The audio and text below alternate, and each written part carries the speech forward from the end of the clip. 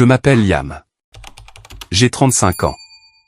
Il y a exactement 3 ans, je me tenais au centre exact d'une salle de bal d'hôtel extrêmement coûteuse, éclairée par des lustres en cristal, et je regardais ma propre chair et mon propre sang me jeter dehors comme un déchet sans valeur.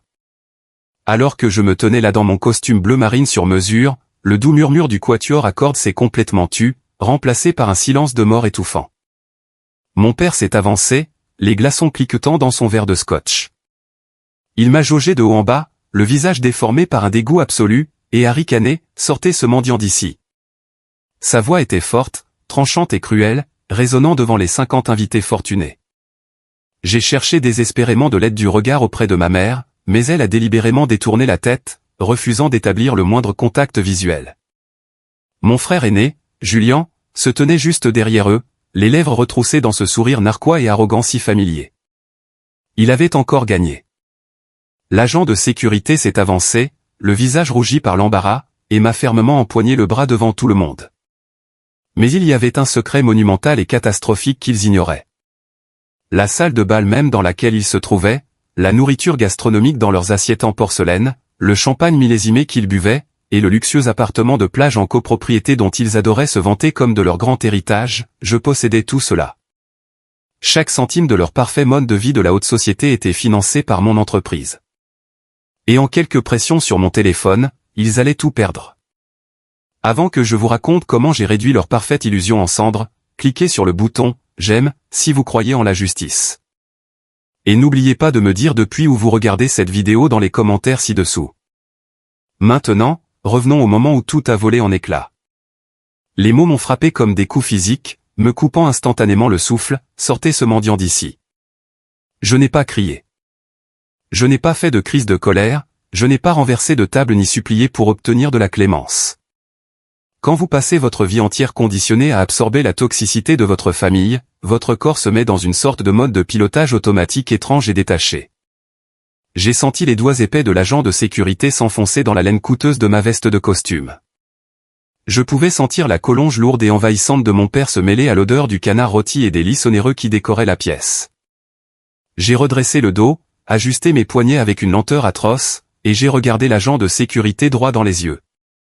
Je lui ai adressé un unique hochement de tête net, lui signalant que je n'avais pas besoin d'être traîné dehors comme un animal. Je me suis retourné et je suis sorti, ma dignité totalement intacte. Mes chaussures de ville résonnaient sur les sols en marbre immaculé du hall du Grand Plaza Hotel. Chaque pas que je faisais pour m'éloigner de cette salle de bal extravagante était un pas de plus pour m'éloigner du garçon pathétique et désespéré qui voulait simplement que ses parents l'aiment. Je suis passé devant le bureau du concierge, devant les immenses compositions florales, et j'ai poussé les lourdes portes tambours en verre pour entrer dans l'air glacial de la nuit. La marche vers le parking souterrain m'a semblé aussi pénible que de marcher dans du béton frais. L'air devenait plus froid et plus lourd à mesure que je descendais la rampe de béton vers le niveau B. L'odeur d'échappement, de vieille huile et de béton humide m'a rempli les poumons. J'ai trouvé ma voiture garée dans un coin, une berline discrète et sans prétention qui ne trahissait absolument rien de mon salaire réel ou de ma valeur nette. J'ai déverrouillé la portière, le bip de l'alarme résonnant de manière assourdissante dans le garage vide. Je me suis glissé sur le siège conducteur et j'ai refermé la lourde portière, m'enfermant ainsi dans une bulle calme et isolée. C'est à ce moment précis que la poussée d'adrénaline est retombée. Mes mains ont commencé à trembler violemment contre le volant en cuir froid. Ma poitrine s'est serrée si fort que j'ai cru que mes côtes allaient se briser. Je pouvais à peine inspirer de l'air. Ma propre chair et mon propre sang. Mon propre père. Il m'avait regardé comme si j'étais une maladie. J'ai pris une profonde inspiration saccadée. Je n'ai pas pleuré. L'époque des larmes était révolue depuis bien des années, enterrée sous des montagnes de factures impayées et d'exigences ingrates. À la place, j'ai plongé la main dans la poche intérieure de ma veste de costume et j'ai sorti mon téléphone. J'ai ouvert mon application bancaire, la lumière bleue et crue éclairant l'habitacle sombre et silencieux de la voiture. Il était temps de démissionner définitivement de mon poste de distributeur automatique de billets de la famille. Mon pouce flottait au-dessus de l'écran lumineux. Le premier élément sur la sellette était le lieu de l'événement. J'ai navigué vers le portail d'entreprise de ma SARL. C'était là. Le service traiteur du banquet, le quatuor à cordes, la fontaine à champagne absurdement chère sur laquelle ma mère avait insisté, prétendant qu'elle était absolument essentielle à son statut social. Annulé. L'application a traité la demande et la somme de $7 200 a été immédiatement reversée sur mon compte professionnel. Ensuite, c'était le portail de la compagnie aérienne. Julien et son épouse exigeante devaient s'envoler dès le lendemain matin pour leur lune de miel de luxe aux Maldives. J'avais réservé ces billets de première classe non remboursables directement avec ma carte d'entreprise parce que Julien prétendait que sa limite de crédit était au maximum à cause du mariage. Annulé. $12 000 volatilisés en une fraction de seconde. Je pouvais déjà imaginer la tête de l'agent d'embarquement lorsque Julien essaierait d'enregistrer ses bagages. Puis est venu le week-end spa extravagant de ma mère avec ses amis du country club. Elle prétendait que ce voyage était une nécessité absolue pour sa santé mentale. Une prétendue retraite recommandée par un médecin pour faire face à son stress. Résilié, $1 800 récupérés instantanément. Enfin, le joyau de la couronne de toute leur existence, les mensualités de leur cher appartement de plage en copropriété. Ce bien immobilier haut de gamme qu'ils affichaient devant leurs amis comme preuve de leur statut social élevé, affirmant qu'il s'agissait d'un héritage d'un parent éloigné. Je suis allé directement dans les paramètres de virement automatique. Suppression des $52 000 de frais de copropriété annuels à venir, d'entretien et de paiements hypothécaires, complètement et définitivement gelés. Je me suis adossé à l'appui-tête, fixant l'écran jusqu'à ce que ma vue se trouble. Plus de $70 000 de mon argent durement gagné et récupéré en moins de 5 minutes. Ils pensaient sincèrement humilier un mendiant sans défense, mais ils venaient d'expulser violemment le bailleur de leur propre existence. J'ai démarré la voiture et suis sorti du garage, les pneus crissant légèrement sur la chaussée alors que je m'insérais sur l'autoroute déserte. La tempête approchait à grands pas et, pour la première fois de mes 35 ans sur cette terre, ce n'était pas moi qui allais chercher désespérément un abri. J'allais être l'ouragan. Mais la triste vérité, c'est que cette trahison catastrophique ne s'est pas produite du jour au lendemain. Le poison dans notre arbre généalogique en pourrissait les racines depuis des décennies, et j'étais juste l'idiot aveugle qui continuait à l'arroser. Pour vraiment comprendre comment nous nous sommes retrouvés dans le hall de cet hôtel, il faut comprendre l'ombre massive et étouffante dans laquelle j'ai grandi. Cette ombre avait un nom, Julien. Julien était l'enfant roi ultime. Le fils aîné parfait qui ne pouvait absolument rien faire de mal aux yeux d'Arthur et d'Eleanor Bennett. Si Julien obtenait un simple C à un contrôle de mathématiques, ma mère se rendait à l'école pour soutenir qu'il était simplement un génie incompris qui ne réussissait pas bien les examens. Si j'obtenais un A parfait, mon père jetait à peine un coup d'œil sur la feuille et me disait que j'avais juste de la chance que le test soit facile. J'ai passé toute mon enfance à porter ces vêtements délavés et trop grands, à monter ces vélos rayés et rouillés, et à regarder en silence mes parents verser la moindre once de leur affection, de leur énergie et de leurs ressources financières dans son avenir. Le moment décisif, l'instant précis où mon âme s'est brisée, est survenu lorsque j'avais 18 ans. C'était 2 semaines avant la remise des diplômes du lycée. Mes parents m'ont fait asseoir à la table de la cuisine. L'atmosphère était lourde d'une tension étrange et embarrassante. Mon père s'est raclé la gorge, refusant de me regarder dans les yeux fixés sur sa tasse de café. Il m'a annoncé que le fonds d'études qu'il m'avait promis depuis que j'étais petit garçon avait complètement disparu. Jusqu'au dernier centime. Ils avaient vidé mon compte en toute discrétion pour payer les frais de scolarité exorbitants de Julien dans un autre état, ses cotisations coûteuses de confrérie, et un acompte massif pour une voiture neuve sous prétexte qu'il devait avoir l'air professionnel pour ses prestigieux stages d'été.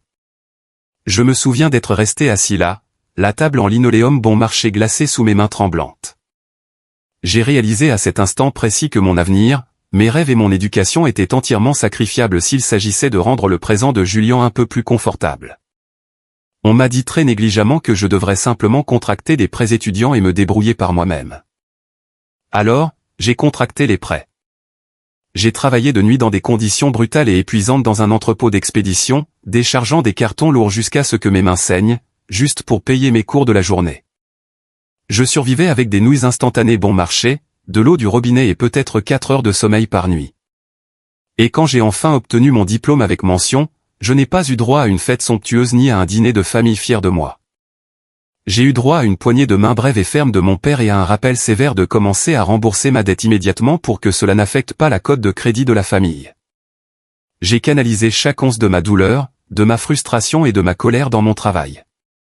J'ai créé une petite entreprise de logistique et de chaîne d'approvisionnement depuis mon appartement exigu et infesté de cafards. Les premières années ont été un enfer absolu et pur. Mon salaire était pratiquement inexistant. Je mangeais, dormais et respirais pour l'entreprise. J'ai sacrifié mes amitiés, mes relations et ma propre santé. Et lentement, douloureusement, elle a commencé à se développer. À l'époque de mes 30 ans, ma petite SARL avait explosé. J'avais 27 employés à plein temps, un bureau élégant en centre-ville et je générais des revenus substantiels et indéniables. Soudain, l'amnésie sélective de ma famille s'est miraculeusement dissipée. Le fils effacé et encombrant qu'ils avaient ignoré pendant une décennie était devenu un actif très pratique et hautement liquide. Cela a commencé modestement. Un appel téléphonique paniqué de ma mère, la voix dégoulinante d'une fausse inquiétude maternelle, mentionnant que le toit fuyait terriblement et qu'ils ne pouvaient tout simplement pas se permettre les réparations avec leur revenu fixe. J'ai signé le chèque sans y réfléchir à 2 fois. Puis mon père a soudainement eu besoin d'un nouveau tracteur tondeuse haut de gamme. Je l'ai acheté. Au début, cela faisait un bien incroyable. Je ne vais pas vous mentir. J'avais l'impression de gagner enfin désespérément ma place légitime à la table familiale. Mais les demandes se sont rapidement transformées en exigences. Ils ont cessé de demander poliment et ont commencé à s'attendre à cela comme à un droit fondamental. Le plus écœurant était le soin avec lequel ils couvraient leurs traces. Ils ne disaient jamais à personne que c'était moi qui réglais les factures. Quand je leur ai acheté ce magnifique appartement de plage de plusieurs millions de dollars comme cadeau de retraite anticipée, mon père a organisé un immense barbecue avec traiteur pour tout le quartier. Je me tenais dans un coin, une bière bon marché à la main, pendant qu'il prononçait un toast retentissant pour remercier Julien pour ses investissements immobiliers brillants et inégalés qui avaient rendu cet achat possible. Julien, qui n'arrivait pas à garder un emploi stable plus de 6 mois et se noyait dans des dettes de cartes de crédit colossales, se tenait là, le torse bombé, savourant les applaudissements. J'ai ravalé la boule amère dans ma gorge et je me suis dit que tant que mes parents étaient à l'aise, peu importait qui en récoltait le mérite. Mais l'hémorragie financière est vite devenue une plaie béante et sanglante. J'ai commencé à remarquer des écarts massifs et alarmants. J'avais spécifiquement mis en place un fonds d'urgence familial spécial, un filet de sécurité financière destiné exclusivement aux factures médicales, car mon père se plaignait constamment de ses articulations défaillantes et d'éventuelles chirurgies. Un après-midi, en examinant mes comptes, j'ai vérifié les relevés du compte fiduciaire. 34 000 $ avaient été retirés en une seule fois. J'ai complètement paniqué, pensant que quelqu'un était en train de mourir à l'hôpital. J'ai tout abandonné et j'ai couru chez eux, le cœur au bord des lèvres. Je n'ai pas trouvé un homme malade et mourant. J'ai trouvé mon père dans le garage, en train de polir vigoureusement une Porsche ancienne immaculée et entièrement restaurée. Il a levé les yeux vers moi, sans aucune honte, et m'a dit nonchalamment qu'un homme de sa stature avait besoin d'un passe-temps respectable et que cette voiture de luxe était une récompense parfaitement raisonnable pour avoir élevé des enfants aussi responsables.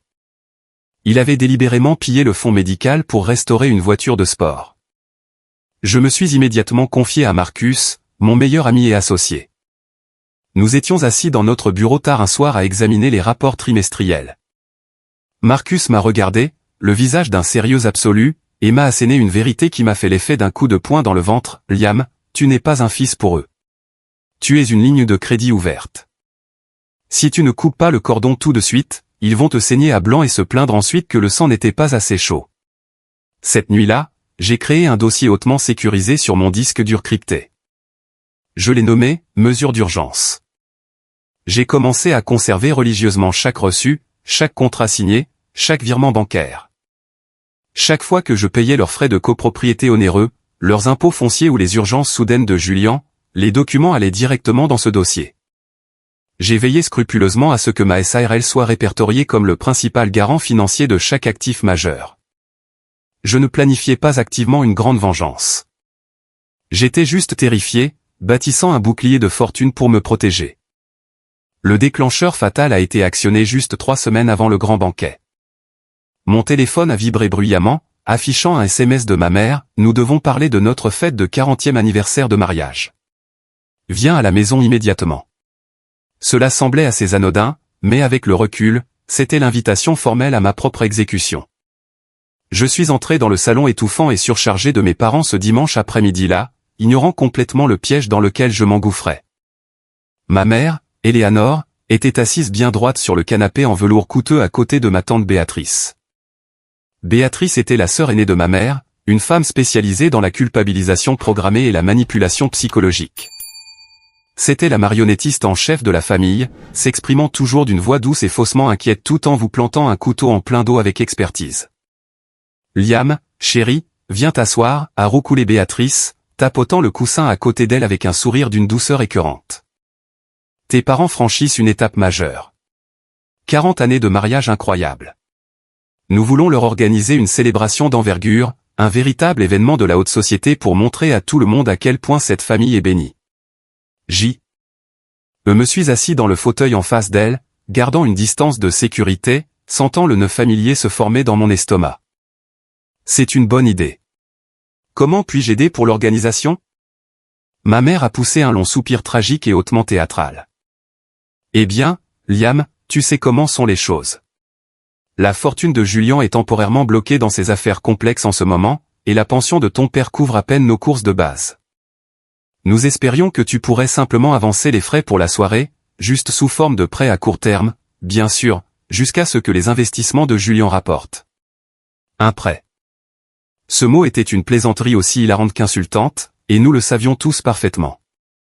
De combien parle-t-on exactement, ai-je demandé en me préparant au pire. Béatrice a fait glisser une lourde brochure brillante sur la table basse en acajou. Elle provenait du Grand Plaza Hotel, le lieu le plus exclusif et le plus cher de tout l'État.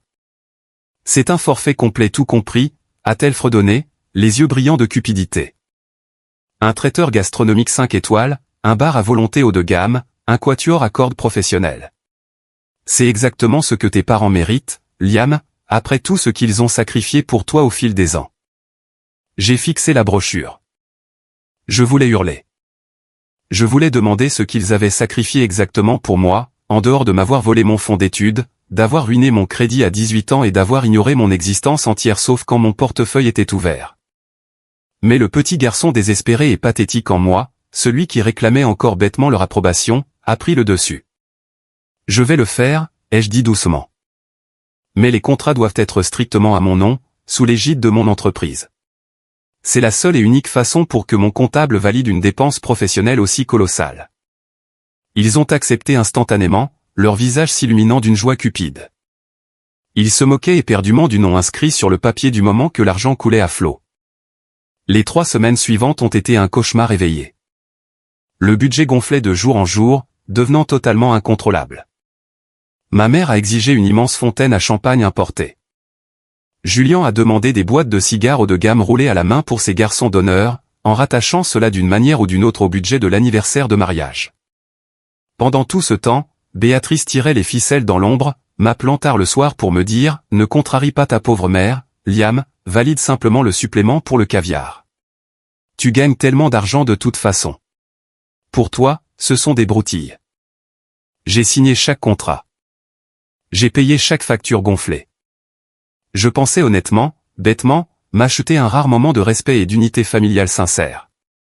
Le soir du dîner de répétition, un petit rassemblement exclusif pour les invités VIP avant l'événement principal, je suis arrivé tôt à l'hôtel pour vérifier les compositions florales. Les lourdes portes en chêne du salon privé étaient entr'ouvertes. J'étais sur le point d'entrer quand j'ai entendu la voix forte et joviale de mon père porter jusque dans le couloir. « Oh, ce n'est rien vraiment, juste une petite attention », disait Arthur d'un ton vantard. Il tenait salon avec plusieurs hommes riches de son country club. Le cabinet immobilier de Julien a connu un trimestre absolument fantastique. Il a insisté pour nous inviter, sa mère et moi. Ce garçon est un génie de la finance, je vous le dis. Un véritable titan de l'industrie. L'un des invités a ricané en faisant tourner son whisky dans son verre. C'est merveilleux, Arthur. Et qu'en est-il de Liam, le plus calme, il fait toujours son petit truc de livraison. Mon père a lâché un rire sec et incroyablement méprisant qui a résonné dans la pièce. Liam. Oh, il a son gentil petit boulot d'appoint. Il déplace des cartons ou quelque chose comme ça. Il s'en sort à peine.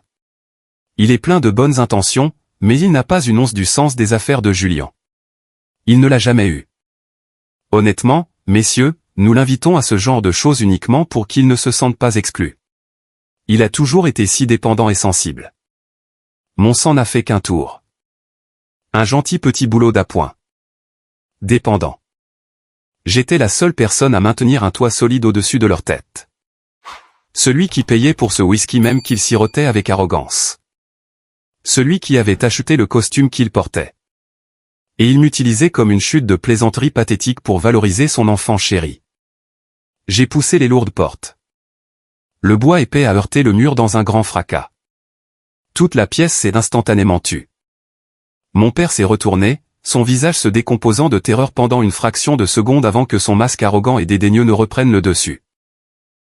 Liam, a-t-il dit d'un ton mielleux pour tenter de se rattraper. Content que tu aies pu venir. Va te chercher un verre au fond. Je pense avoir acheté assez de boissons pour tout le monde ici, ai-je dit d'une voix dangereusement, terriblement calme. J'ai regardé droit vers Julian, qui se tenait près du bar, semblant soudainement très intéressé par ses chaussures en cuir coûteuses. Le cabinet immobilier de Julian? C'est hilarant. Je ne savais pas que maximiser les cartes de crédit de ta femme pour payer tes dettes de jeu équivalait à diriger un cabinet. Julian est devenu rouge de colère. Ferme ta bouche, Liam. Liam, n'ose pas faire une scène devant nos invités importants, a sifflé ma mère avec venin, se précipitant vers moi pour m'attraper le bras. Une scène, ai-je demandé, m'avançant plus encore au centre de la pièce en me dégageant d'un geste. Je ne fais pas de scène. Je clarifie simplement les relevés financiers officiels puisque papa ici présent semble profondément confus quant au compte bancaire qui évite à toute cette famille de vivre dans un carton. Le visage de mon père s'est tordu sous une rage pure et absolue. Son autorité suprême était ouvertement contestée en public. Son pire cauchemar. Il a fracassé son verre en cristal sur la table si fort qu'il s'est fêlé, projetant le liquide ambré partout. Il a marché droit sur moi, le torse bombé de manière agressive, tentant de m'intimider physiquement comme il le faisait quand j'étais enfant. Sale petit morveux ingrat et dégoûtant, a-t-il craché d'un murmure haineux et vicieux. Tu penses qu'avoir quelques dollars de plus te donne le droit de m'embarrasser dans mon propre établissement? Tu n'es rien. Tu n'as jamais rien été. Tout ce que tu as, c'est grâce à l'éthique de travail supérieure que je t'ai inculquée. Je l'ai regardé droit dans les yeux, y lisant l'absence totale d'amour, le mépris pur et absolu qui y avait toujours résidé. Tu ne m'as rien inculqué d'autre que du trauma et des dettes écrasantes, ai-je répondu calmement. C'est alors qu'il a complètement perdu la tête. Il s'est tourné vers l'assistance, élevant la voix pour que chaque personne présente puisse l'entendre. La musique a semblé s'éteindre complètement. Sortez ce mendiant d'ici, a-t-il hurlé, pointant un doigt tremblant et furieux vers la porte. Qu'il disparaisse de ma vue immédiatement. Et cela nous ramène à l'instant où l'agent de sécurité m'a empoigné le bras, à l'instant où je suis sorti, et au moment où j'ai déclenché l'apocalypse financière ultime depuis le siège avant, sombre et silencieux, de ma voiture. Le trajet de retour depuis l'hôtel ne fut qu'un flou de lampadaires défilants et de panneaux d'autoroute lumineux. Mon téléphone vibrait sans relâche sur le siège passager, éclairant l'habitacle sombre d'un flux ininterrompu de notifications. Des appels entrants de Julian. Des appels manqués paniqués de ma mère. Des SMS furieux provenant de numéros que je ne connaissais même pas. Le venin se propageait dans le réseau familial comme une traînée de poudre, mais je n'ai répondu à aucun d'eux. Je me suis engagé dans la large allée de ma maison de banlieue calme et spacieuse, le gravier crissant de manière satisfaisante sous mes pneus. Le silence de ma maison vide était habituellement profondément réconfortant. Mais ce soir, l'air semblait lourd et chargé d'électricité, comme cet instant étrange juste avant qu'un éclair massif ne frappe. J'avais à peine franchi le seuil, retiré ma veste de costume et versé un grand verre d'eau glacée que des coups violents ont retenti. Ce n'était pas un connement poli ou hésitant. C'était le martèlement frénétique et agressif de quelqu'un essayant activement d'arracher la porte de ses gonds. Je me suis avancé lentement dans le couloir, mais pas totalement silencieux sur le parquet de prix, et j'ai regardé à travers l'œilleton de sécurité. C'était Chloé, l'épouse exigeante et capricieuse de Julian. Sa robe de créateur coûteuse était extrêmement froissée. Son maquillage soigné était complètement gâché par les larmes, et son visage affichait un masque de panique pure et absolue. Julian se tenait juste derrière eux, faisant les 100 pas furieusement sur mon porche tout en hurlant dans son téléphone portable. Liam, ouvre cette maudite porte tout de suite, a hurlé Chloé de toutes ses forces, martelant violemment le bois de chêne épais de ses poings. Je sais que tu es là. Ta voiture est dans l'allée. Ouvre. Je n'ai pas ouvert la porte. Je me suis simplement approché du bois et j'ai parlé d'une voix claire, portant bien, et totalement dénuée d'émotion. Il est extrêmement tard, Chloé. Si tu continues à dégrader ma propriété, je n'hésiterai pas à appeler la police. Elle a eu un hoquet de surprise, visiblement saisie d'entendre ma voix si près d'elle. Tu dois régler ça immédiatement, Liam, a-t-elle crié de manière hystérique à travers la porte. Nous étions littéralement en train de faire notre enregistrement en ligne pour notre vol vers les Maldives et l'agent de la compagnie a dit que les billets étaient annulés. L'hôtel de luxe refuse de nous donner notre suite nuptiale. Le système de réservation indique que la carte d'entreprise a signalé toute la transaction comme fraude. Règle ça. Remets l'argent. J'ai appuyé mon front contre le bois frais et solide, sentant une immense vague de calme m'envahir. Il n'y a absolument rien à régler, Chloé. Ces paiements ont été classés comme une utilisation non autorisée des fonds de l'entreprise. J'ai simplement corrigé cette erreur comptable. Passez une bonne nuit. Tu as fait ça juste parce que ton père t'a crié dessus, est intervenue la voix de Julian, étouffée par la porte, mais toujours dégoulinante de sa condescendance écœurante habituelle. Il s'est approché tout près de la porte, frappant un coup. Allez, Liam. Ne sois pas si incroyablement dramatique. Tu fais un caprice d'enfant et tu gâches notre lune de miel. Sois un homme. Ouvre ton application et réactive la carte de crédit. J'ai senti un sourire froid et acéré se dessiner lentement sur mes lèvres dans le couloir sombre. Julian, tu as 37 ans. Tu prétends être un titan de l'immobilier. Sois un homme et paie tes propres vacances de malheur. Ce sont tes parents. C'est ta famille, a hurlé Chloé, la voix complètement brisée par le désespoir. Ils m'ont traité de mendiant, ai-je répondu, ma voix totalement dépourvue de chaleur ou d'empathie. Alors, j'ai enfin arrêté de leur faire l'aumône. Bonne nuit à vous deux. J'ai tourné le dos et me suis éloigné de la porte, ignorant complètement la nouvelle vague violente de coups et de cris qui éclatait derrière moi. Je me suis dirigé directement vers mon bureau à domicile, j'ai allumé mes grands écrans d'ordinateur et j'ai ouvert le dossier d'urgence hautement crypté. Je me tenais là, dans la lueur bleue et fraîche des écrans, entouré de 3 années entières de dossiers méticuleux et incontestablement contraignants sur le plan juridique. La tempête faisait rage avec violence à l'extérieur de ma maison. Mais ici, au centre exact de l'ouragan, j'étais parfaitement, sereinement calme. Je n'ai pas fermé l'œil de la nuit. J'ai organisé les fichiers numériques, rédigé des courriels formels et préparé mes meilleures armes pour la guerre juridique d'envergure qui allait inévitablement éclater dès le lever du soleil. À cette heure précise, mon ordinateur a émis un signal sonore pour m'avertir d'un courriel urgent et hautement prioritaire. Il provenait de Franklin, un homme âgé et incroyablement méticuleux qui était l'expert comptable agréé de mes parents depuis des décennies. Je lui avais donné mes coordonnées directes il y a des années, lorsque j'avais commencé à gérer leurs impôts fonciers à leur place. L'objet indiquait, urgent, graves anomalies dans la fiducie Bennett et les déclarations d'impôts fonciers. J'ai immédiatement décroché mon téléphone et composé son numéro direct. Franklin a répondu dès la première sonnerie, l'air incroyablement stressé et essoufflé. Liam, Dieu merci tu appelles, a-t-il soufflé lourdement. J'ai passé la nuit à examiner les déclarations financières annuelles de tes parents pour essayer de comprendre les rejets massifs et soudains des paiements hypothécaires du condo.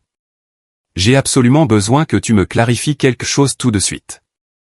Les paiements pour la propriété de la plage ne proviennent pas du compte de la fiducie familiale comme ils le prétendaient. Je sais, ai-je dit calmement. Ils proviennent directement de ma SARL. Je finance seul cette propriété depuis 3 ans. Il y eut un silence lourd, terrifiant et de mort à l'autre bout du fil. Liam, a fini par dire Franklin, sa voix descendant d'un ton pour devenir un murmure horrifié. Tes parents ont officiellement déclaré ce condo d'1 million de dollars comme un don d'héritage d'un investisseur familial privé et anonyme. Ils ont utilisé cette classification juridique spécifique pour protéger complètement la propriété d'impôts fédéraux massifs. Ils n'ont jamais révélé au fisc qu'une entité commerciale payait l'hypothèque. J'ai serré le téléphone fermement, le cuir de mon fauteuil de bureau gronçant bruyamment alors que je me penchais en avant. Franklin, es-tu en train de me dire qu'ils ont commis une fraude fiscale fédérale? En cachant sciemment et délibérément l'origine commerciale des fonds pour éviter de payer des impôts? Oui, absolument. Et Liam, il y a pire. Le titre de propriété est toujours techniquement lié aux garanties financières de ta SARL. En cachant cela illégalement, ils ont fortement exposé ton entreprise à un contrôle fiscal fédéral de grande envergure. As-tu signé la moindre déclaration sous serment pour eux concernant cette propriété? Rien. Pas la moindre feuille de papier, ai-je répondu. Mon esprit tournait à toute vitesse, reliant furieusement les indices. Ils n'avaient pas seulement été des sangsues ingrates et avides. Ils avaient activement utilisé ma générosité extrême pour se constituer un capital illégal, parfaitement disposé à risquer toute mon entreprise, mon gagne-pain et ma liberté dans l'aventure, juste pour maintenir leur fausse illusion de richesse extrême. Franklin, ai-je dit, ma voix devenant dure comme l'acier. Envoie-moi chaque document, chaque formulaire, chaque courriel qu'ils ont déposé concernant ce condo. Immédiatement. Dès que j'ai raccroché, j'ai passé le coup de fil que j'évitais soigneusement depuis des années. J'ai appelé Tiffany. Tiffany était mon avocate principale en droit des affaires. C'était un requin impitoyable dans un tailleur Chanel, une femme brillante qui fonctionnait uniquement à la logique froide et ne faisait aucun quartier dans une salle d'audience. Je suis au bureau élégant situé dans un gratte-ciel du centre-ville exactement 2 heures plus tard, déposant une pile énorme et lourde de dossiers méticuleusement étiquetés sur son bureau en verre poli. Elle a ouvert les dossiers et a feuilleté lentement les premières pages, ses ongles parfaitement manucurés suivant les transferts financiers surlignés, les signatures contrefaites, les factures impayées. Elle a lentement levé les yeux vers moi, le regard incroyablement acéré et analytique. Ils t'ont vraiment traité de mendiant devant 50 personnes alors qu'ils se trouvaient dans une salle de réception de luxe que tu as entièrement payée, a-t-elle demandé, un léger sourire incroyablement dangereux se dessinant sur ses lèvres. Oui, ai-je répondu. Tiffany a refermé le dossier avec force et a croisé ses mains par-dessus. Il ne s'agit plus seulement de blessures d'amour-propre ou de drames familiaux, Liam. C'est une fraude financière colossale, une fausse déclaration caractérisée, une utilisation non autorisée de fonds d'entreprise. Nous pouvons légalement geler chaque actif lié à ton nom. Nous pouvons légalement et agressivement leur arracher ce condo de plage sous les pieds avant même qu'ils ne comprennent ce qui leur arrive. Elle s'est interrompue, étudiant attentivement mon visage. Mais tu dois être prêt, Liam. Ils vont essayer de tester ta détermination. Ils vont pleurer. Ils vont menacer de te renier. Ils vont dire à tout le monde que tu détruis la famille pour de l'argent. Je me suis tourné pour regarder à travers les immenses baies vitrées de son bureau, observant de haut le trafic dense de la ville en contrebas. Le petit garçon désespéré qui voulait seulement l'amour de ses parents était définitivement et totalement mort. Ils ont déjà testé ma détermination hier soir, ai-je dit doucement en me retournant pour lui faire face. Rédige les documents, Tiffany. Tous. La plainte implacable, la mise en demeure immédiate, la réattribution complète de la propriété. Il est enfin temps de leur montrer exactement ce qu'un mendiant peut faire quand il décide d'acheter la banque tout entière. La tension dans les jours qui ont immédiatement suivi ma réunion explosive avec Tiffany était absolument étouffante. C'était comme marcher les yeux bandés dans un champ de mines, en attendant la détonation inévitable. J'ai passé tout ce week-end-là complètement déconnecté du monde. Je suis resté enfermé dans ma calme maison de banlieue, ignorant les centaines de SMS paniqués et d'appels manqués qui faisaient vibrer mon téléphone toutes les 5 minutes. L'ampleur de la panique était stupéfiante. Ma cousine Sarah, une femme que j'avais toujours considérée comme une sorte de partie de neutre dans notre dynamique familiale toxique, m'avait envoyé un SMS massif et extrêmement émotionnel à 2 heures du matin. Elle me suppliait de simplement présenter des excuses à mon père et de libérer immédiatement les fonds gelés au nom de la paix familiale. Elle affirmait que la tension artérielle de mon père était dangereusement élevée, que ma mère n'avait pas cessé de pleurer depuis 3 jours, et que la femme de Julian, Chloé, menaçait de demander le divorce. Mais grâce au détective privé très efficace de Tiffany, qui avait récupéré les dossiers numériques, je connaissais déjà la triste vérité au sujet de Sarah. Sarah était précisément la personne qui avait secrètement transmis des copies de la réussite de mon entreprise, des estimations de mon salaire et de mon patrimoine immobilier à mes parents des années auparavant. Elle avait joué le rôle de leur petite espionne financière, nourrissant leur cupidité tout en prétendant être ma confidente. Il n'y avait absolument aucune loyauté dans cette famille. Il n'y avait qu'une alliance de convenances impitoyables et changeantes. Le mardi matin, j'étais enfin de retour dans mes bureaux du centre-ville, essayant désespérément de retrouver un semblant de normalité. L'entreprise de logistique que j'avais bâtie de toutes pièces, en y sacrifiant toute ma vingtaine, bourdonnait de son énergie habituelle liée aux grands enjeux. Les téléphones sonnaient sans interruption. Mes 27 employés négociaient activement des contrats de transport de marchandises interétatiques. Et pendant quelques heures précieuses, je me suis senti normal. Je me suis senti comme le PDG accompli que j'étais réellement, plutôt que comme la déception dépendante et pathétique que ma famille voulait désespérément que je sois. J'étais assis devant l'immense table de conférence en chaîne fabriquée sur mesure avec mon associé Marcus. Nous étions profondément absorbés par l'examen de nos projections salariales trimestrielles et par l'analyse d'une acquisition immobilière commerciale d'envergure pour un nouvel entrepôt de distribution. Le soleil radieux du matin pénétrait à travers les immenses baies vitrées, jetant des ombres longues et nettes sur le bois poli de la table. Nous étions en plein milieu de notre discussion sur les implications fiscales de la nouvelle propriété lorsque les lourdes portes en verre de notre suite exécutive se sont ouvertes avec violence. Je n'ai même pas eu besoin de lever les yeux de mes feuilles de calcul pour savoir exactement de qui il s'agissait. L'arrogance pure et simple des pas lourds qui résonnaient dans la réception les a trahis instantanément. C'était la démarche d'hommes qui croyaient sincèrement que la terre entière leur appartenait. « Excusez-moi, messieurs. Vous ne pouvez absolument pas entrer là-bas sans rendez-vous », a dit fermement ma réceptionniste, Helena, une femme perspicace et farouchement protectrice, repoussant sa chaise pour se lever afin de leur barrer le passage. « Je n'ai pas besoin d'un maudit rendez-vous pour voir mon propre fils », a réplique une voix forte et agressivement familière, dégoulinante d'un mépris absolu. « Recule, ma grande, avant que je ne lui demande de te licencier. Nous avons des affaires de famille privées et hautement confidentielles à discuter. » Marcus s'est immédiatement tu. Il a lentement refermé son ordinateur portable, le léger clic résonnant dans la pièce calme. Il m'a regardé de l'autre côté de la table, la mâchoire serrée. Il savait exactement ce qui allait se passer. Il m'avait mis en garde contre ce scénario précis depuis des années. La lourde porte en chêne de la salle de conférence a été poussée avec violence, heurtant la butée en caoutchouc du mur dans un bruit sec et puissant qui a fait vibrer les vitres. Mon père, Arthur, est entré d'un pas décidé dans la pièce, portant un polo parfaitement ajusté et affichant une expression d'impunité totale. Juste derrière lui se tenait Julien, mon frère aîné adoré, l'air gravement privé de sommeil, extrêmement agité et furieux.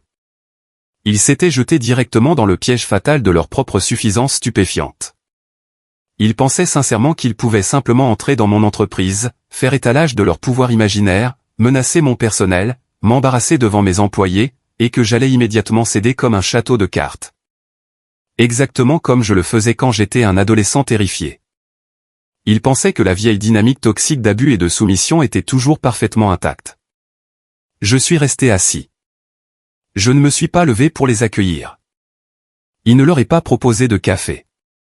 Je me suis simplement adossé à mon fauteuil en cuir ergonomique, j'ai lentement croisé les mains sur le bureau, et je les ai fixés avec des yeux aussi froids et impitoyables qu'un lac gelé. À quoi dois-je exactement le déplaisir absolu de cette visite surprise, ai-je demandé d'une voix totalement plate, neutre et dénuée de toute émotion perceptible. Mon père s'est arrêté juste au bord de la table de conférence, posant fermement ses deux mains lourdes sur le bois poli et se penchant en avant, tentant de dominer physiquement mon espace. C'était exactement la même tactique d'intimidation psychologique bas de gamme qu'il avait utilisée quand j'avais 12 ans et que j'avais accidentellement cassé une vitre du garage. Mais je n'étais plus un petit garçon effrayé de 12 ans. J'étais un homme de 35 ans qui détenait le pouvoir légal et financier absolu de le détruire. « Tu vas régler ça, Liam, immédiatement », a exigé mon père d'un grognement sourd et dangereux qui se voulait extrêmement menaçant. Je ne sais pas quelle crise puérile, théâtrale et pathétique tu penses être en train de faire, mais ça s'arrête aujourd'hui. À la seconde même où je te parle, le directeur de l'hôtel menace d'intenter un procès public pour les factures impayées du banquet. L'agent de voyage de luxe de Julien exige un paiement immédiat en espèces pour les vols de leur lune de miel, sous peine d'annuler tout l'itinéraire. Tu as humilié cette fière famille pour la toute dernière fois. Julien s'est avancé derrière notre père, le visage marbré d'un rouge sombre et vilain. As-tu la moindre idée de ce que tu as fait, a craché Julien, pointant un doigt tremblant de rage directement vers mon visage. Chloé pleure de manière hystérique dans notre chambre depuis 3 jours. Nous avons dû annuler tout notre itinéraire non remboursable. Mon riche beau-père commence soudainement à poser des questions extrêmement indiscrètes sur mes finances personnelles et mon salaire.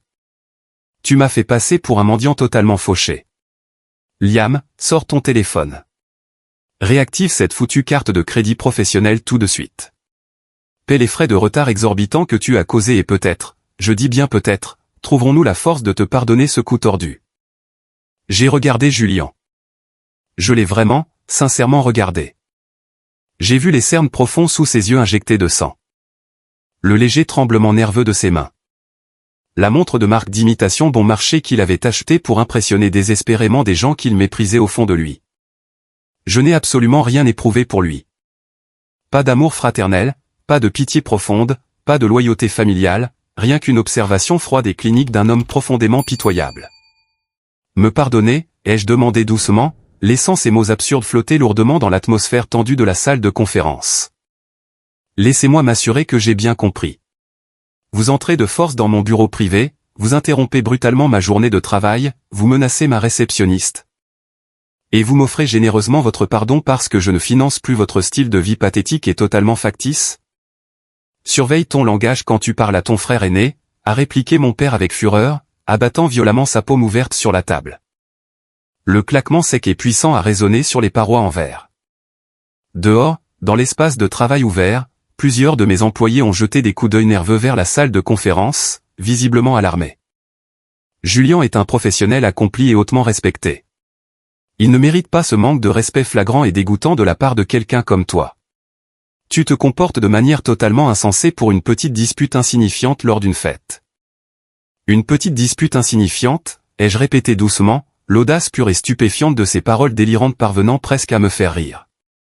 C'était un rire froid, sec et creux qui a semblé les déstabiliser tous les deux. Tu t'es tenu devant 50 personnes fortunées, buvant du champagne millésimé que j'avais entièrement payé, dans une salle de réception de luxe que j'avais légalement louée, et tu as hurlé sur un agent de sécurité pour qu'il mette le mendiant au dehors. Tu as publiquement, vicieusement humilié ton propre fils uniquement pour protéger ton ego incroyablement fragile et pathétique. Je protégeais activement l'image de la famille, a hurlé mon père en retour, perdant totalement son sang-froid, le visage devenant violet. Tu te comportais d'une manière totalement inacceptable. Tu étais profondément jaloux de la immense réussite de Julien, comme tu l'as toujours été depuis l'enfance. Tu essayais délibérément de gâcher une soirée magnifique et coûteuse avec tes petites insécurités pathétiques, et j'y ai rapidement mis un terme. C'est exactement ce que fait un patriarche fort. C'est moi qui maintiens l'ordre dans cette famille. Il y croyait vraiment. Il croyait à son propre récit malade et délirant. Il s'était menti à lui-même pendant tant de décennies qu'il pensait sincèrement être la victime innocente de ma prétendue jalousie. Il croyait sincèrement que l'argent pour lequel j'avais sué sang et eau, le salaire que je gagnais et l'immobilier que je possédais n'étaient que ses biens légitimes, un impôt naturel et attendu que je lui devais pour le glorieux privilège injustifié de partager son nom de famille. Marcus s'est levé tranquillement et calmement de sa chaise en cuir. Liam, veux-tu que j'appelle la sécurité du bâtiment pour les faire expulser pour violation de propriété privée, a-t-il demandé d'une voix incroyablement stable et tout à fait professionnelle, nullement perturbée par les hurlements de mon père. Non, Marcus, merci, ai-je dit, mes yeux ne quittant pas le visage furieux de mon père. Laisse-les. Je veux qu'ils entendent chaque mot. Mon père a ricané bruyamment, avec arrogance, en croisant les bras sur sa poitrine. Oui, Marcus, laisse parler le gamin. Écoutons quel genre de défense juridique brillante et infaillible mon fils s'imagine avoir pour avoir activement abandonné sa famille et délibérément rompu des contrats verbaux contraignants. Julien a ricané, reprenant soudainement une vague de confiance fausse et arrogante face aux éclats de voix de notre père. Tu penses sincèrement qu'avoir un peu d'argent te rend invincible, Liam? Tu joues à un jeu très stupide avec les mauvaises personnes. L'avocat de mon père, Sterling, a déjà rédigé une plainte d'envergure pour rupture grave de contrat, abandon financier et préjudice moral sévère. Si tu ne libères pas ces fonds d'ici midi aujourd'hui, nous t'emmenons directement devant le tribunal civil. Nous allons vider cette petite entreprise de logistique pathétique jusqu'au dernier centime. Le piège colossal de leur arrogance sans borne s'était maintenant totalement refermé sur eux. Ils se trouvaient au beau milieu de mon territoire, me menaçant agressivement de poursuites judiciaires massives pour de l'argent qu'ils m'avaient systématiquement volé.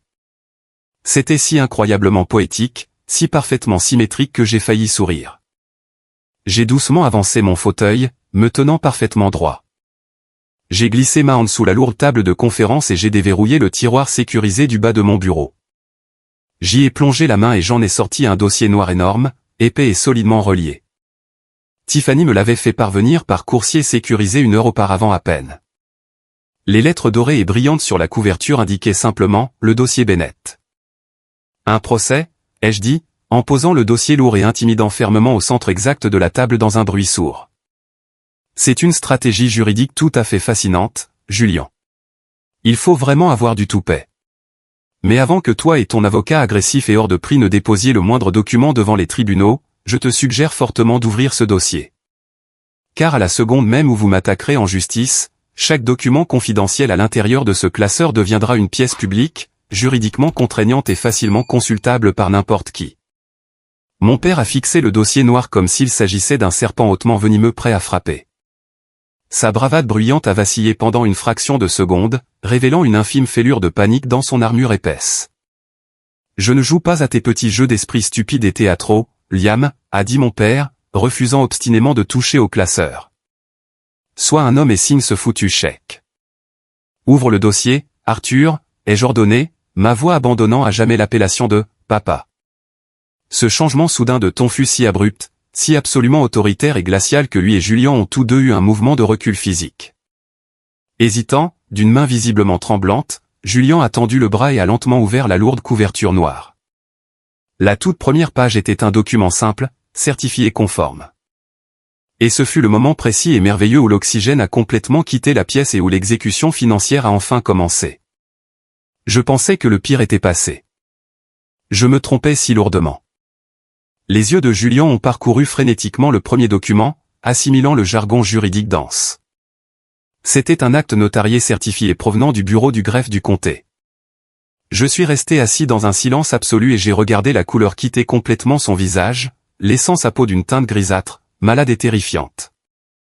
Il a déglouti péniblement, sa pomme d'Adam oscillant nerveusement, totalement incapable de formuler une seule phrase cohérente. « Qu'est-ce que c'est ? Qu'est-ce que ça dit ?» a exigé mon père, perdant rapidement son calme et sa patience. Il a arraché violemment la lourde liasse de papier des mains tremblantes de Julien, sortant à la hâte ses lunettes de lecture onéreuses de la poche de sa chemise pour les enfoncer sur son nez. Je me suis penché en avant, joignant lentement le bout de mes doigts au-dessus du bureau. Cela, Arthur, c'est l'acte de propriété officiel et juridiquement contraignant du luxueux appartement de plage. Ce condo même dont tu parles avec fierté à tous tes riches amis du country club en prétendant qu'il s'agit de l'héritage d'un mystérieux oncle fortuné. Celui dont tu te vantes agressivement d'être le propriétaire unique, sans aucune dette. Lis le nom de la société de portefeuille répertoriée comme propriétaire unique absolu et principal garant financier tout en bas de la page. Les yeux de mon père ont parcouru frénétiquement le document, son souffle se coupant dans sa gorge. Ses lèvres bougeaient en silence alors qu'il lisait les caractères gras et indéniables. Parker Logistique LLC. Mon entreprise, mon argent, ai-je dit. Tu as mis toute cette propriété au nom de ton entreprise, a balbutié mon père, sa voix forte manquant soudainement de tout son punch et de son autorité antérieure. Il a levé les yeux vers moi, une confusion sincère et une panique montante dans le regard. Nous avions un accord, Liam. Tu avais promis que c'était un cadeau pour nous, un cadeau de retraite somptueux pour que ta mère et moi puissions profiter de nos vieux jours. Un don légal exige un transfert formel de titre de propriété, ai-je expliqué, ma voix aussi froide, précise et insensible que le scalpel d'un chirurgien coupant dans la chair. Je n'ai jamais transféré le titre parce que tu m'as explicitement et directement demandé de ne pas le faire. Tu m'as dit que tu voulais éviter les hausses massives d'impôts fonciers et les charges de copropriété. Tu m'as donc demandé de continuer à payer discrètement l'hypothèque en coulisses. Mais mon comptable, Franklin, a découvert une anomalie très intéressante en examinant vos récentes déclarations d'impôts. J'ai tendu le bras de l'autre côté de la table et j'ai tourné sans ménagement l'onglet suivant du dossier, révélant une copie conforme de leurs déclarations d'impôts fédéraux, surlignée de manière agressive à l'encre jaune vif. Vous avez officiellement déclaré cette propriété au fisc comme un actif hérité et entièrement payé afin de réduire considérablement votre tranche d'imposition et d'éviter les impôts sur les plus-values, ai-je continué. Observant mon père commencer à trembler physiquement à mesure que la réalité de ses crimes s'imposait à lui. Vous avez sciemment, délibérément commis une fraude fiscale fédérale.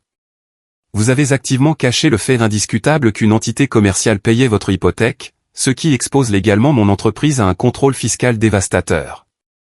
Vous avez utilisé mon argent durement gagné et ma générosité extrême pour bâtir intentionnellement un profil financier hautement frauduleux. Nous ne savions pas, a presque hurlé mon père, une panique brute remplaçant enfin sa colère arrogante. C'était une erreur monumentale du comptable.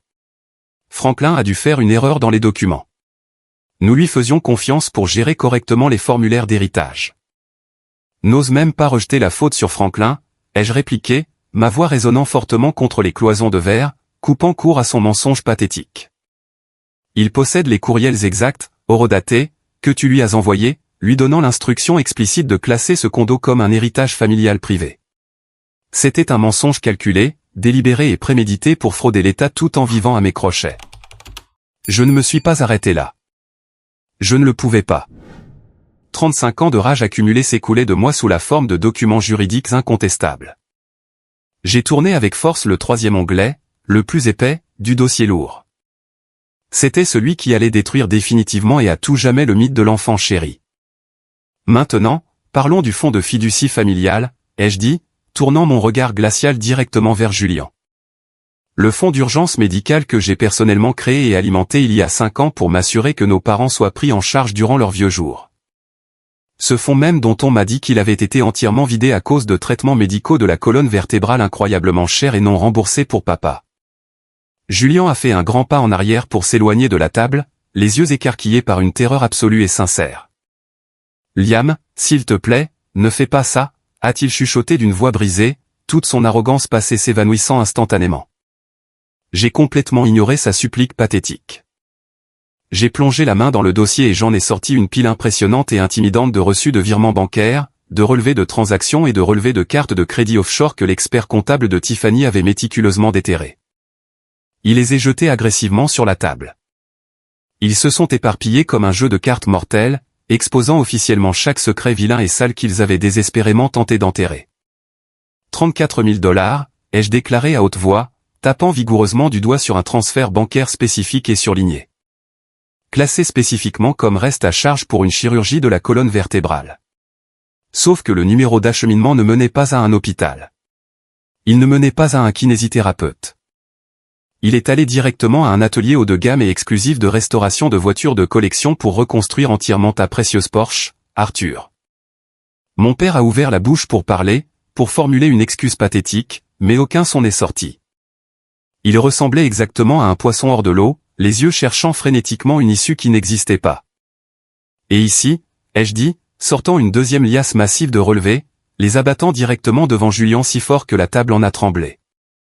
Plus de 60 000 $ systématiquement et discrètement siphonnés de la fiducie médicale d'urgence sur une période de 2 ans, classée dans le grand livre comme réparation domiciliaire et aide à domicile pour personnes âgées. Sauf que cet argent est allé directement rembourser les dettes de jeu massives et écrasantes de Julien sur 3 casinos en ligne offshore différents, et combler le gouffre financier de son agence immobilière bidon et en faillite. Pour éviter que sa riche épouse ne découvre qu'il était totalement et absolument ruiné. Faisons une pause un instant. Merci d'être resté avec moi jusqu'ici. Vous êtes vraiment formidable.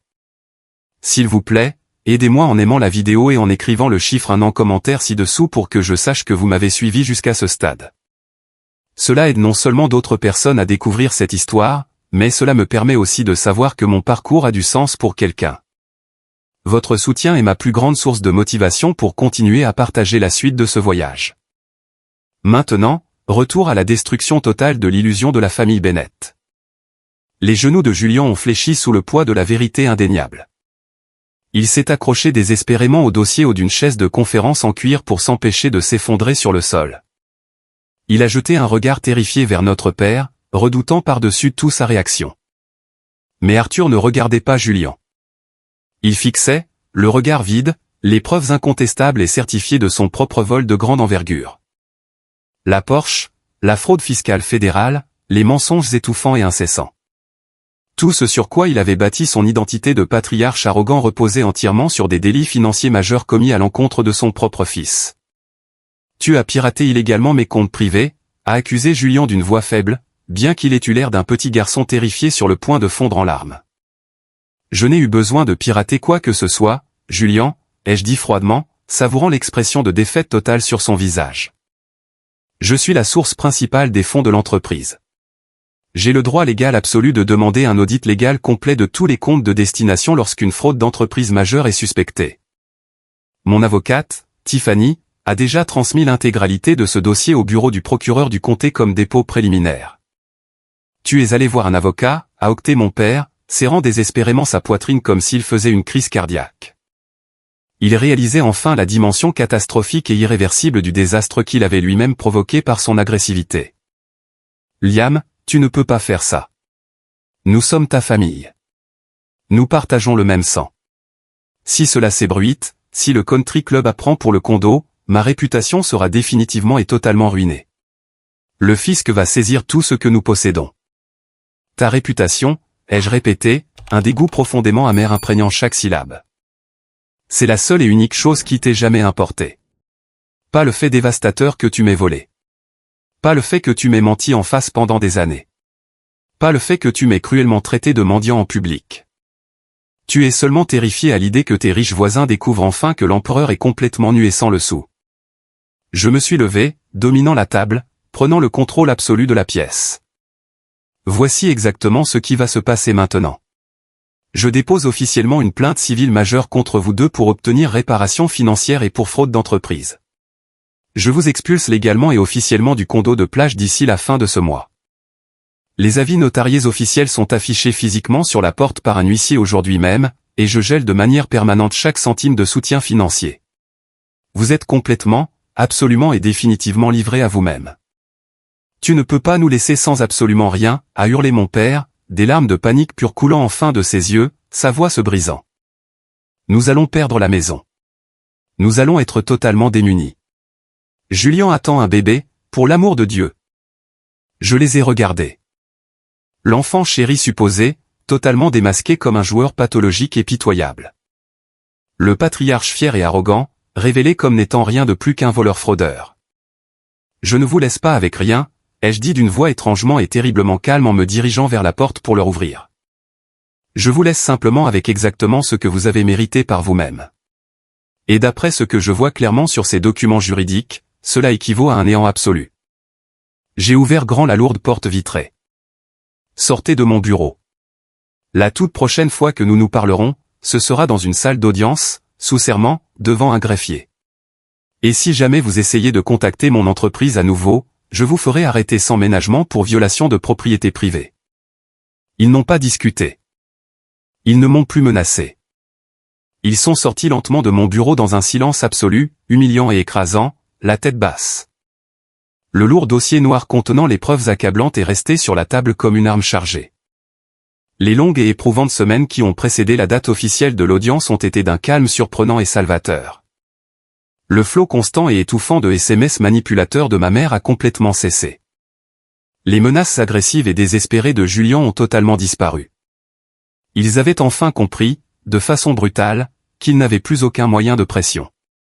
Tout leur château de cartes, si méticuleusement construit, s'était effondré, et ils tentaient désespérément de fouiller les décombres financiers pour s'éviter une ruine totale.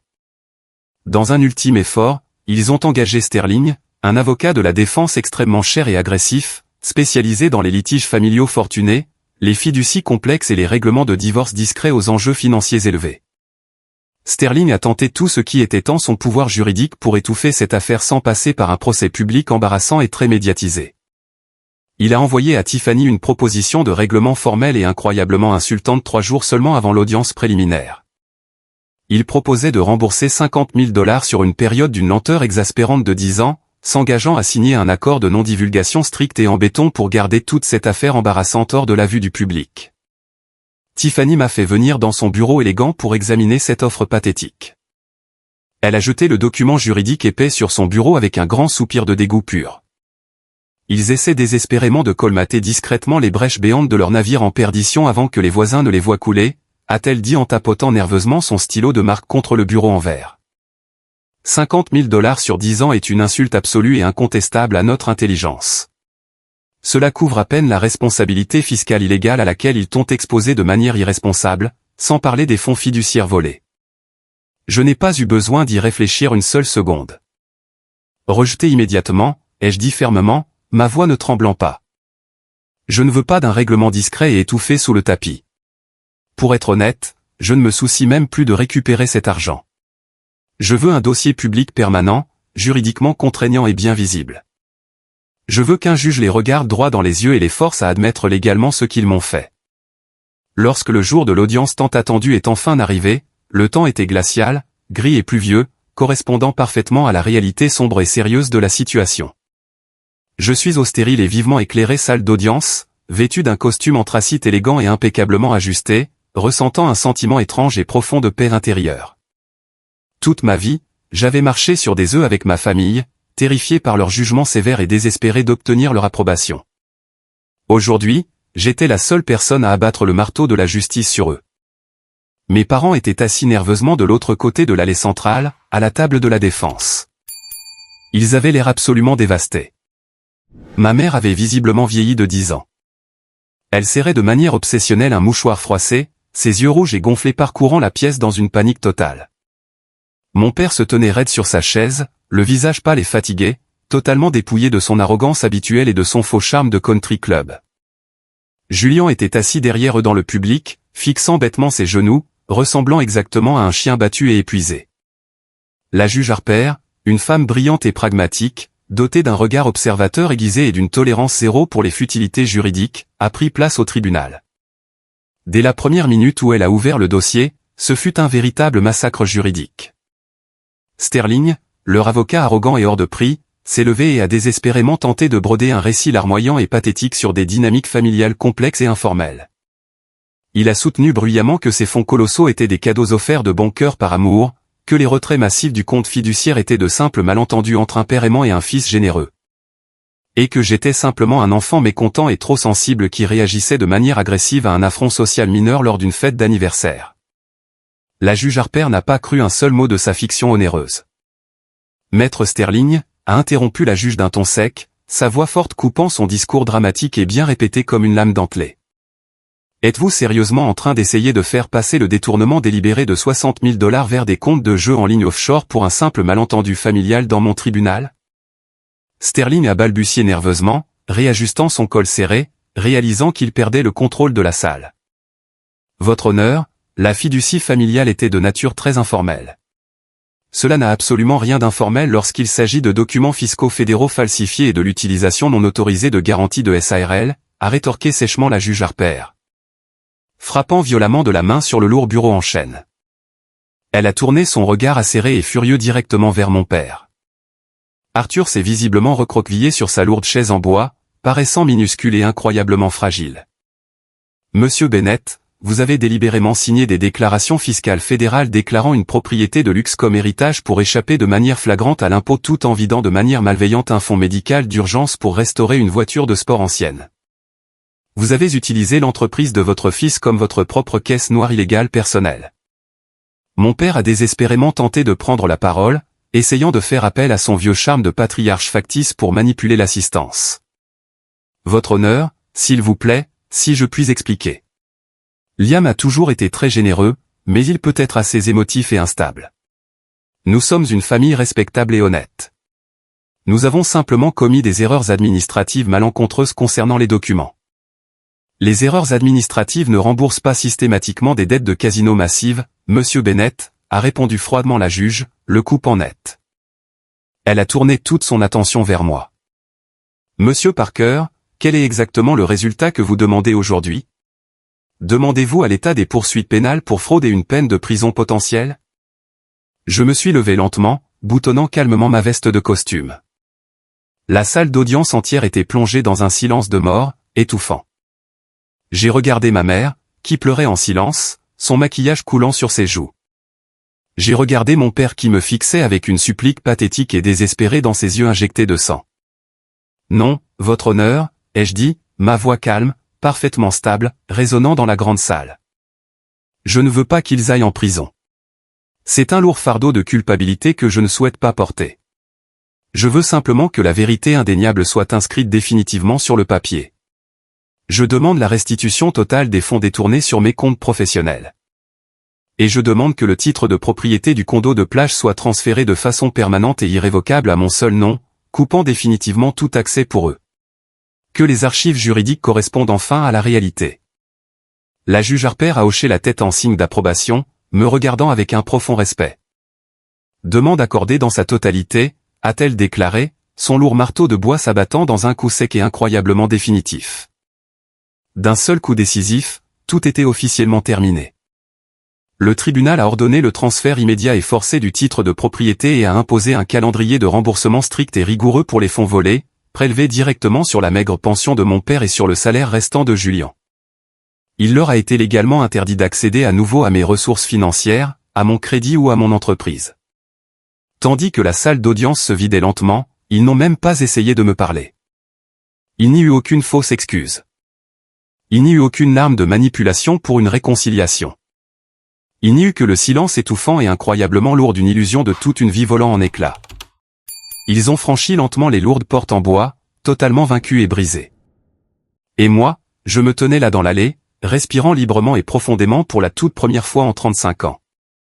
Plusieurs mois longs et incroyablement paisibles s'écoulèrent dans un silence d'or. Mon téléphone portable ne sonnait plus à 3 heures du matin pour de fausses urgences financières inventées de toutes pièces. Les comptes bancaires de mon entreprise n'étaient plus vidés de manière aléatoire et agressive pour financer secrètement des vacances de luxe, des virées shopping haut de gamme ou des dettes de jeux illégales. Mon entreprise de logistique, enfin totalement libérée de l'encre financière étouffante de la cupidité sans fin de ma famille, a enregistré le trimestre le plus rentable de toute son histoire. J'ai mis en vente et vendu avec succès le condo de plage de luxe à un riche couple de retraités de New York. Le jour précis où le virement de plusieurs millions de dollars est arrivé sur mon compte, officialisant la vente, j'ai enfin senti la toute dernière chaîne lourde et rouillée glisser de mes épaules fatiguées. Mais les vieilles habitudes de toxicité, profondément ancrées, ont la vie dure dans les familles narcissiques et désespérées. Un mardi soir de pluie, je suis rentré d'une longue journée au bureau pour trouver une enveloppe blanche ordinaire, sans aucune inscription, glissée à moitié sous ma porte d'entrée. Elle n'avait pas de timbre, pas d'adresse de retour, pas de nom. Juste une enveloppe lourde et épaisse posée en silence sur mon parquet de prix. Je l'ai ramassée avec prudence et l'ai apportée dans la cuisine bien éclairée. Je l'ai ouverte délicatement, m'attendant à moitié à une mise en demeure désespérée ou à une nouvelle plainte abusive de Sterling. À l'intérieur se trouvait une unique photographie glacée de haute qualité au format 20x25, prise lors du grand banquet d'anniversaire. C'était un cliché sur le vif en haute résolution pris par l'un des photographes professionnels extrêmement chers que j'avais personnellement engagé et payé. La photo montrait parfaitement la salle de bal somptueuse et luxueuse, les lustres en cristal étincelant et les dizaines d'invités aisés vêtus de leurs robes argentées et bleu marine, ignorant totalement le drame qui se jouait. Et en arrière-plan, légèrement flou mais totalement, indéniablement reconnaissable, je figurais. Le photographe avait accidentellement capturé le moment humiliant exact où l'agent de sécurité de l'hôtel m'avait empoigné le bras. Le moment précis où j'avais tourné le dos à mes parents pour me diriger vers les lourdes portes de sortie. Au verso de la photographie, écrite de l'écriture agressive, négligée et très reconnaissable de Julian, figurait une seule phrase venimeuse, « C'est à ce moment précis que tout s'est effondré pour nous, Liam. » C'était une ultime tentative de manipulation affective incroyablement pathétique. Une tentative désespérée et maladroite de me culpabiliser, visant à me faire regretter d'avoir fui ses abus. Il voulait que je regarde cette photo et que je me sente personnellement responsable de l'effondrement catastrophique de leur illusion mondaine et de leur ruine financière. Je suis resté seul dans ma cuisine silencieuse, fixant cette écriture désordonnée sans aucune expression. Je n'ai pas ressenti la moindre once de colère. Je n'ai pas ressenti une touche de tristesse ou de regret. J'ai simplement éprouvé une pitié immense et profonde pour des gens brisés qui accordaient plus d'importance à une fausse image publique coûteuse qu'à l'amour et à la loyauté de leur propre famille. Je me suis dirigé calmement vers mon bureau à domicile, j'ai allumé mon destructeur de documents robuste et j'ai lentement introduit la photographie glacée entre les lames métalliques rotatives. Le bruit fort, agressif et grinçant de la machine détruisant l'image m'a procuré une satisfaction profonde, car Julian se trompait absolument sur toute la ligne. Ce qui s'est effondré lors de cette nuit fatidique, ce n'était pas notre famille.